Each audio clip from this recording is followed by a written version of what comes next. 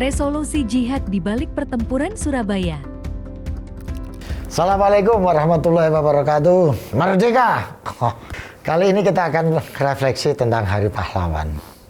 Pahlawan adalah mereka yang rela mengorbankan diri, mengorbankan apa yang dia cintai, mengorbankan apa yang dia miliki untuk kepentingan bersama.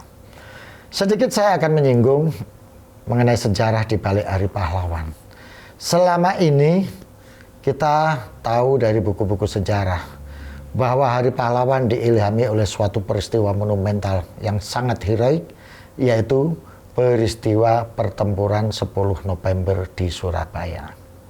Sebetulnya sebelum terjadi pertempuran 10 November di Surabaya, itu ada suatu peristiwa yang sangat penting dan monumental yang menjadi prakondisi dari peristiwa 10 November itu, yaitu peristiwa resolusi jihad.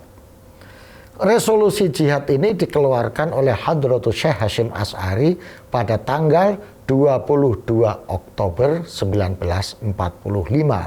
Ketika suasana sedang berkecamuk, ya, bagaimana Belanda masih tetap ingin kembali menguasai negara jajahannya, negara Hindia Belanda, dan sekutu datang ke Indonesia untuk melucuti intervensi Jepang yang sudah kalah perang.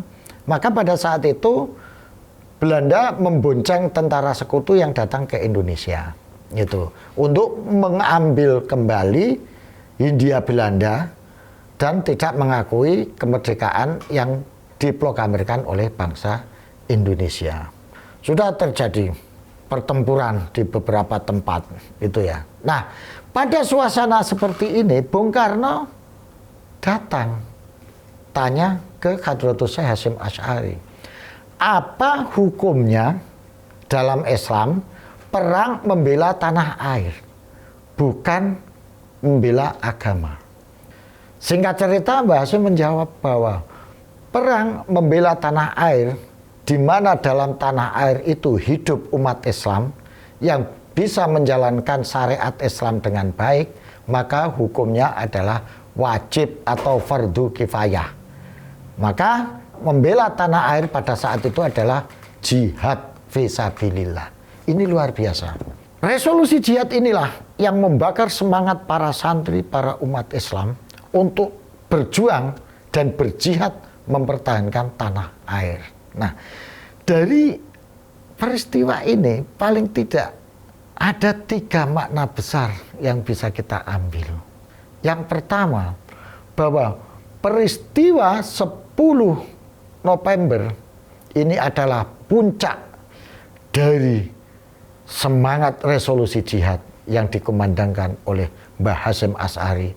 Yang kedua, ini menunjukkan bahwa umat Islam itu tidak pernah membedakan antara agama dan bernegara.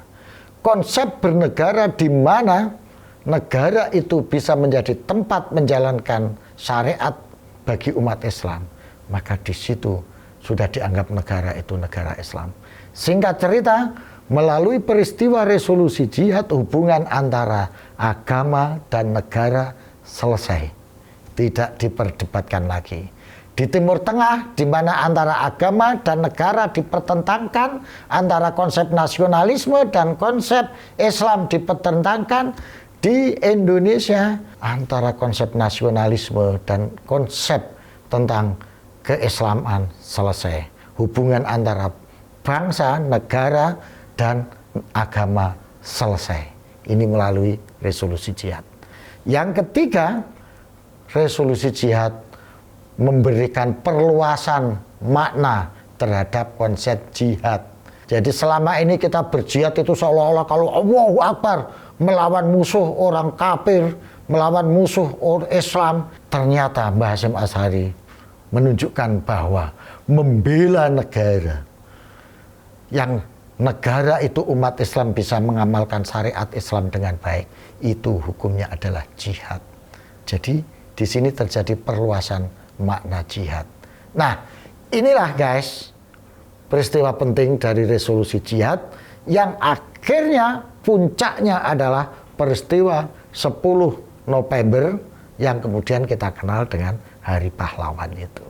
Ini bisa menjadi inspirasi bagi kita semua ketika saat ini kita mau menyusun konsep pahlawan.